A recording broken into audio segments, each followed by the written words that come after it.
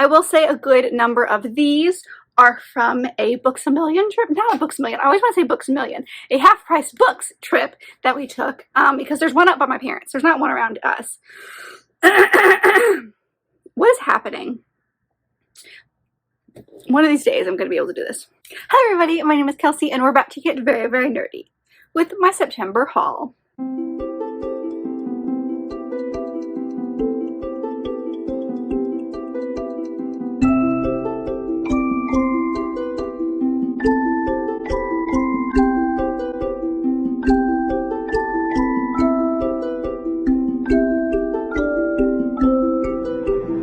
I did relatively decently for September. I mean, again, we have a good chunk of books. I think I counted earlier and there was about 13 here. So like still a lot of books, but for me, that's relatively good. But I think that's because in October, I know I'm going to be doing 2 like book warehouse stops throughout the month. So I was trying to not buy so much because I knew I was going to buy a lot in October. So here's your warning that October is going to be ridiculous. I will say that a good number of these are actually from my half-priced books. We don't have one around us, but there's one up by my parents, and we went to go see them for Labor Day. So I was able to get a good chunk of things. Chris has a couple of things on this list as well. Some pre-orders came through.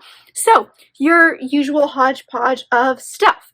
But it's a relatively shorter list this month, and I'm quite happy with that. So let's dive in. The very first book is going to be from, I believe it is my August Fairyloot. I'm always confused because of like, I always get them in the month after they're actually out because of the UK shipping and stuff, but I think it was my August Fairyloot. I'll leave it linked above if you'd like to check it out, but I'm going to spoil whatever book was in that box if you haven't seen that unboxing, or if you don't want to know, here's your warning, skip ahead a few minutes. But that book was Violet Made of Thorns by Gina Chen. This cover is just, I just can't get over. I know I talk about it every single month, but seriously, Fairyloot has the most gorgeous books, covers, whatever you want. And then of course, like under the dust jacket, they cannot be stopped. So we follow our main character Violet, obviously by the cover or title, and she is like a soothsayer, fortune teller of sorts. She's kind of like, I think she thinks that it's like, she does this, but she knows she's lying. It sounds like she's kind of a con artist in a way, but I'm not 100% sure if it's like actually a skill or not. But she's a soothsayer. She fortune tells in the court, and she and the current prince, whose name is Cyrus, is they don't get along. He basically has told her that when his dad passes away and he becomes king, like she is out of a job. And so like she just kind of like predicts things enough that they're vague enough that if they come true or don't come true, it's like you can interpret it anyway. So there is a rivalry between the, not rivalry, but there's some stuff between the two of them there. And then the king asks her to falsely predict that the prince is going to find the love of his life at this ball. And because of what she says, she like awakens this deadly curse, and like based on the woman that this prince is going to choose, is either going to be really good or really bad for the kingdom. And it's kind of like a, oh no, what have I done situation. And so I think the two of them are obviously going to have some feelings towards each other, but it sounds really good. I'm not really sure what to expect with a book like this. It just sounds good, but it could be meh.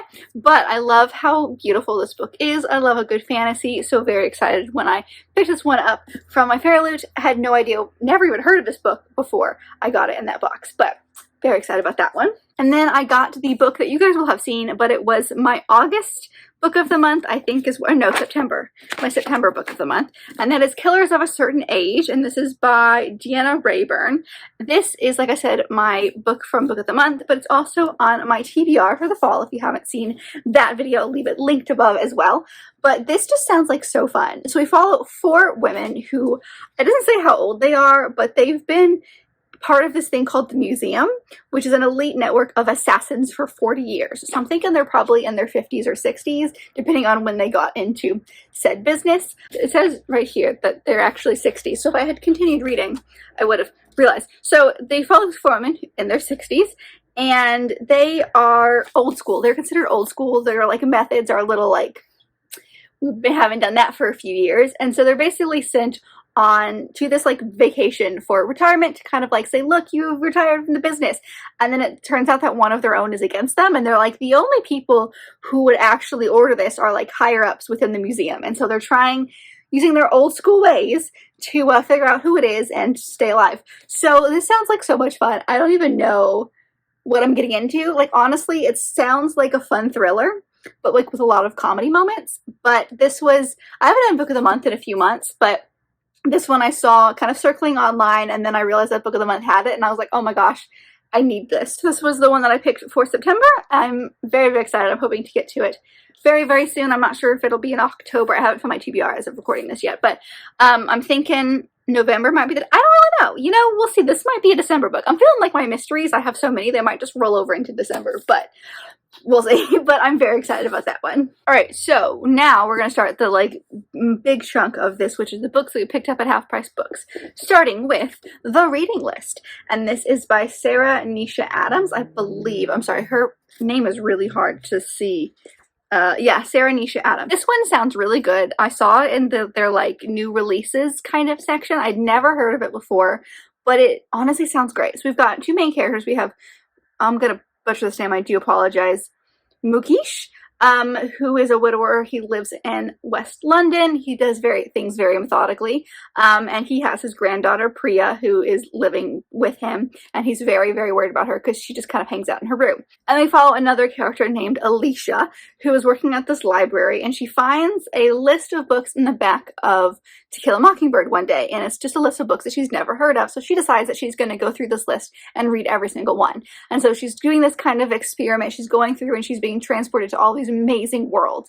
And then the widower, the guy Mukesh, comes into the library hoping to like do some way to like connect with his granddaughter, and she thinks, ooh, this is a great way. I'm going to show him this list, and like maybe it'll be a way for them to connect. And that's the thing about this list, is like circulates the community, and it sounds like it's going to be very beautiful, like story about connecting through stories, and it just sounded really, really good. So I love the idea of just like connecting through all these stories you don't know. I'm curious if I'm going to know any of the books on this list, because it doesn't say obviously what they are. It just says that's where they were found, and I just think it's going to be really good. So I don't know where we're going to go. I feel like this is going to be a very hard-hitting contemporary, like hard-hitting in the feels, maybe not necessarily hard-hitting in the subject matter, but hard-hitting in the feels, and I'm just very excited about it. So felt perfect.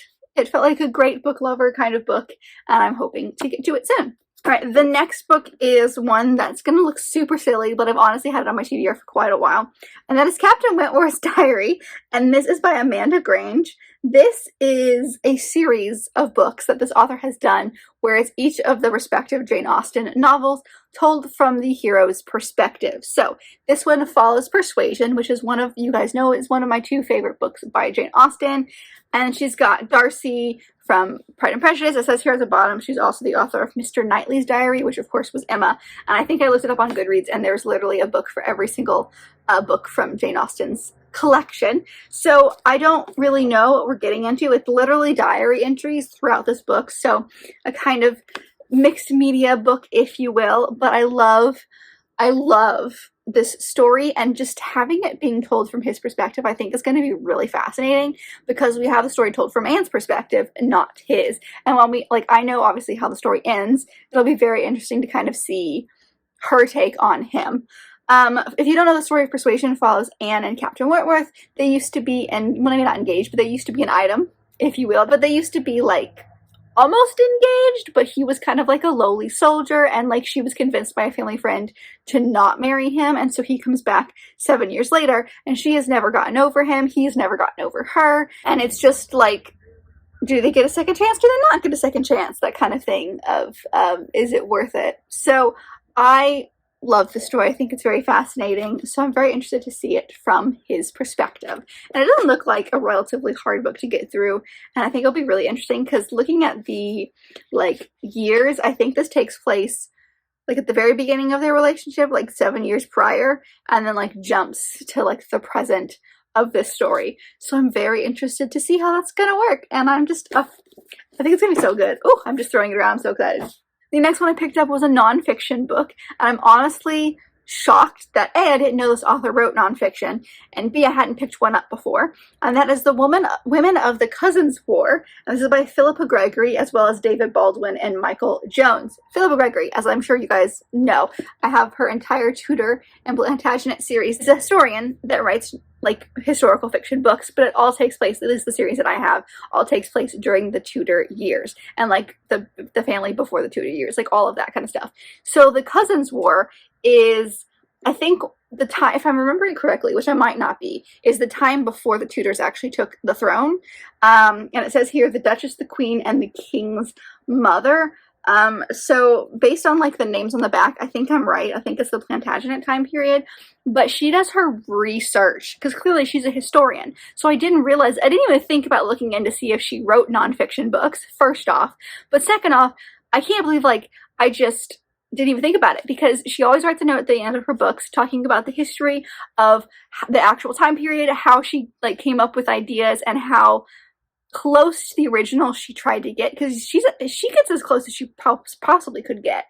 And so I love it because all of her stories follow the woman's perspective, because those are usually the ones that are not documented very well or talked about at that time, and so she likes to give them voices. And this one is a nonfiction book about a bunch of women. So we have Jacqueline of Luxembourg, you've got Elizabeth Woodville, and Margaret Beaufort, who are all three different women during this kind of time period. Again, I think it's before the Tudor England kind of time period. But I might be so hard wrong on that one. But I just can't even believe, I'm just bitter at myself that I didn't think that maybe, you know, the fact that she isn't actually a historian, I should maybe look into other things by her. But I'm so excited because I love her writing. Her books really feel like history. So I'm sure this one will be great. And I'm just very excited. So when I saw it, I was like, oh yeah, that's coming home with me. The next book and last book, for me at least, from the half-price books section is a historical romance, and that is Duke Gone Rogue, and this is by Chrissy Carlisle. This is actually the first in a series. I just now realized that it's blurbed by Tessa Dare, so very excited about that. And this is a love on holiday novel. So this is giving me like Spindle Cove by Tessa Dare vibes, just a little bit, because it seems to be taking place in this one town. So we have our main two characters. We have William Hart, who is the Duke of Ashmore, and he is really just very honest. He's kind of like a stick in the mud. He just like doesn't want to do anything. He's just like meh. He's like a catch as far as like his title goes, but no one actually wants to marry him because he's a giant stick in the mud and really annoying to talk to. And so his sister basically like convinces him to go on vacation to like one of his father's estates that hasn't been looked at in a while. And he's hoping that if he does this, then maybe he can like get back to the carefree person he used to be. And then you've also got Madeline Ravenwood, or Maddie, and she is part of the Royal Visit Committee because the princess is visiting to judge their annual flower show. So she basically like confronts this duke and basically is trying to get him to redo his house to make it look good when the princess comes to visit. And so it's the two of them and their respective romances. They like strike up a bargain on like doing the house, as you know, she's going to help him explore the place where they are, which is Cornwall. So I'm very excited about this. I do know, like I said, this is the first in a series. There is another one, I think, out at this point. I looked it up on Goodreads, but I saw this one and I was like, yes, please. So this may be earlier next year, I'm thinking, maybe when I want to be like a spring or a summer read or something like that. But this just looks so cute. And I'm kind of obsessed with these bigger, I know I said it before, but I'm kind of obsessed with these bigger mass market paperback books.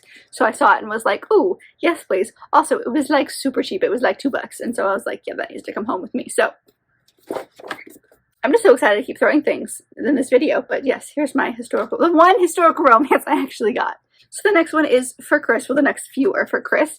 And the first one is this one, which is honestly like ridiculously heavy. And that is The Greatest Love Story Ever Told by Nick Offerman. And I'm going to pronounce her name wrong. Mega Mullally, maybe? It's this couple who's actually married in real life. And it is, I'm not even kidding you, like, I don't know if you can see that, but it's like a script. So it's like conversations they had with each other. And I would be so interested to see this as far as like an audiobook goes, because I feel like they would actually do it and it would just be a conversation. I don't know, but this sounds super cute. I think it's just their love story.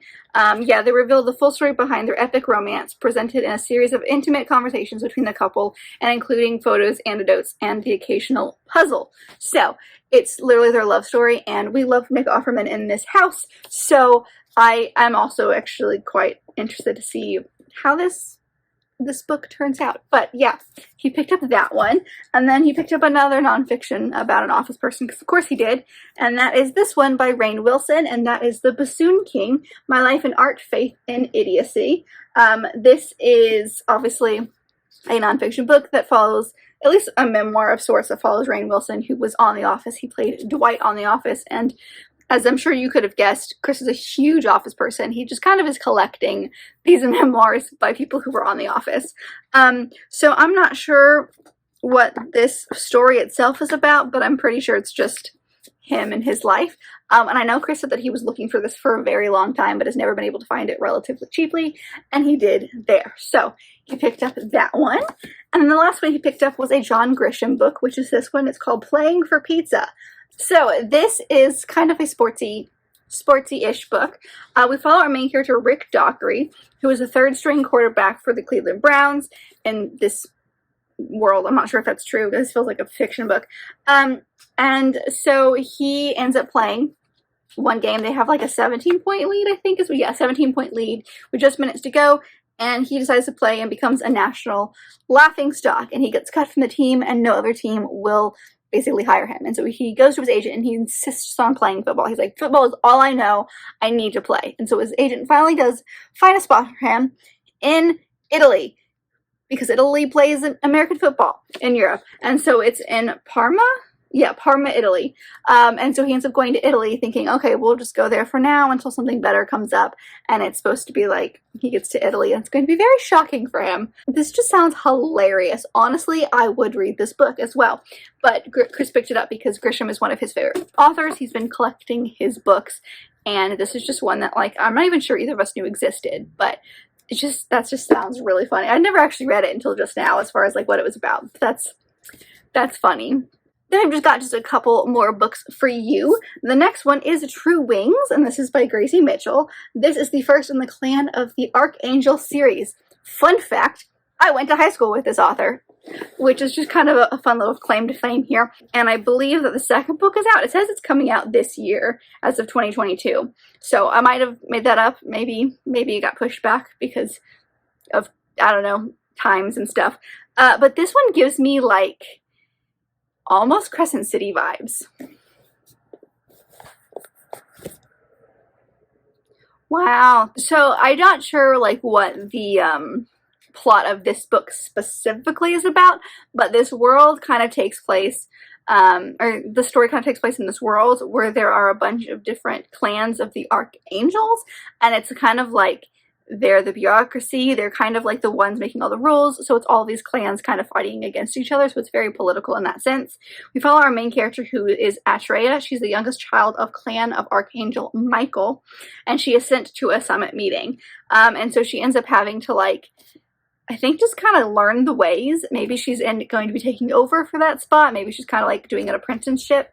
It's during this time where chaos and fighting is all she's ever known, because there are, like, demons are trying to get passage into the human world. So I'm not really sure what I'm getting into with this, but it sounds really fun. It sounds, like I said, very similar to the world of Crescent City. So, you know, I love that series, like, so much. And so I'm really excited about this. Plus, like, the fact that it's someone I know just feels kind of cool. So of course I had to get it to support her, but, like, in all honesty, it does actually sound really, really good. And so, like, I didn't just pick it up because of the author, although that was definitely what drew me in originally. But I'm very excited about this. So another indie book to add to my never-ending list of indie authors, because of course I've got more. I can never have enough. Alright, the next one is very silly reason why I picked it up, but I did it anyway.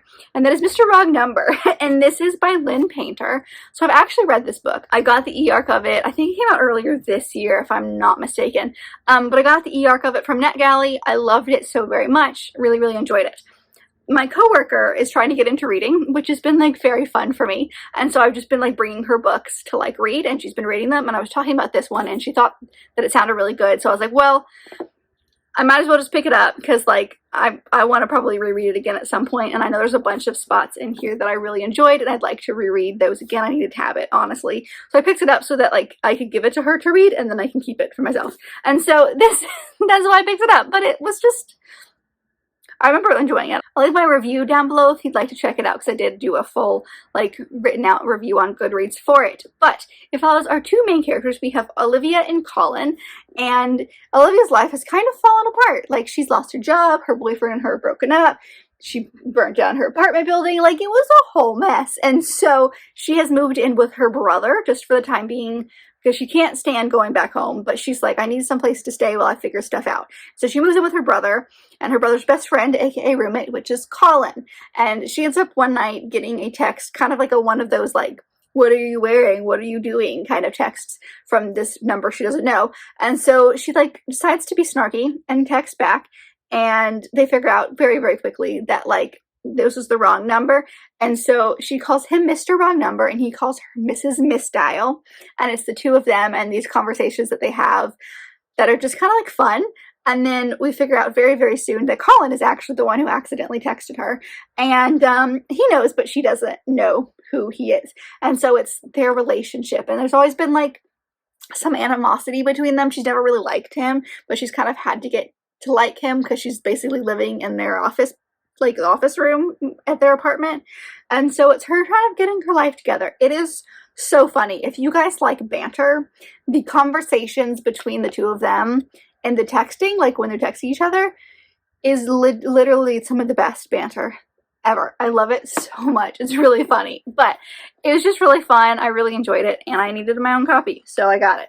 The next one is a pre-order that I got, and that is King of Immortal Tide, and this is by Ben Alderson. This is his sequel series.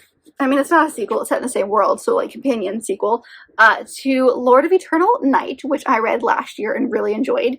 This one is kind of it's a male-male romance, a male-male fantasy. It takes place in the same world as between human and elf, and it's a Persephone and Hades retelling of sorts.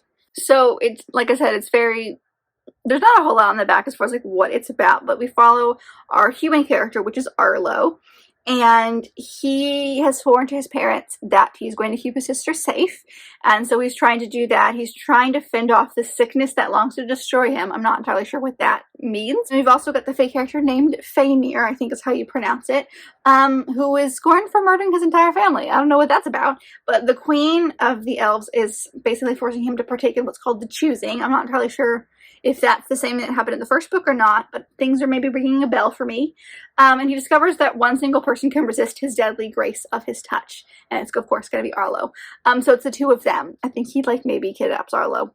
I'm not sure. But yeah, it's the two of them, but we've got Hades and Persephone vibes, and so I'm very interested in it. And I don't really know what I'm getting into, but I really enjoyed the first one in the series. Again, it's just set in the same world. It really doesn't have to do with each other as far as like the order you read them in, but I very much enjoyed the first one, so I had to get this one, of course. And if it's even remotely similar to Hades and Persephone, y'all know I need to get my hands on it. And the very last book that I'm going to talk to you guys about is one that I think I pre-ordered. I'm not entirely sure when it came out now that I'm thinking about it, but I got a very special Waterstones edition, so I'm trying to find the publication year is really what's happening here, and I'm failing at it. Yeah, it came out this year, but I'm not entirely sure when, but it's one that I got a very beautiful edition of, and that is Godsmear, I think, Park, and this is by Jill Hornby. This is an author by another book of mine. It's Miss Austen, and this is kind of a reimagination of another part of Jane Austen's life. So first off, beautiful book. We've got nice sprayed edges. It has got these beautiful end pages. I just can't get over it. The cover is nothing spectacular, but it's just so pretty. Also, it's signed. So I mean, like, what more could you want? But in this book, it takes place in January 1804, and we follow our main character, Anne Sharp, who has come to this estate and is in Kent and is looking for the position of a governess. She's 31 years old and she has never previously done that, but she's just trying to like make a living. And she finds that weird in between the family, because she's not part of the family. She is one of the staff, but she's also not part of the staff because she like teaches the family.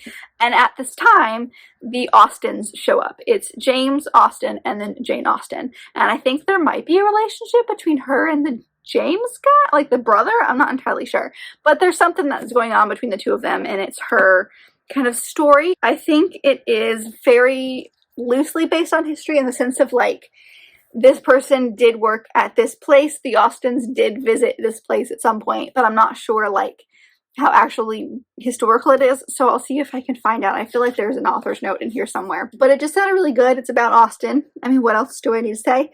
And this cover screams spring, so I had to pick it up. I thought it was very good. It says right here, based on the true story, a wonderfully original and emotional complex novel set in 1804, following Governess Anne Sharp and her friendship with Henry and Jane Austen. So I'm very excited about this. I think it's going to be great. And honestly, Austen's all I needed to know. But I got a very special Waterstones edition, which is exciting. And that's it. That is a look at all of the books that I picked up in September. Please let me know, as always, if you've read any of the books that I mentioned in today's video. I would love to know your thoughts on any of them. But if you like this video, and I very much hope that you did, don't forget to give it a big thumbs up and subscribe down below if you'd like to be part of this awesome growing family. I've also got all my social media down there, as well as other fun bookish links, so feel free to check all of that out, and I will see you guys in my next video. Bye!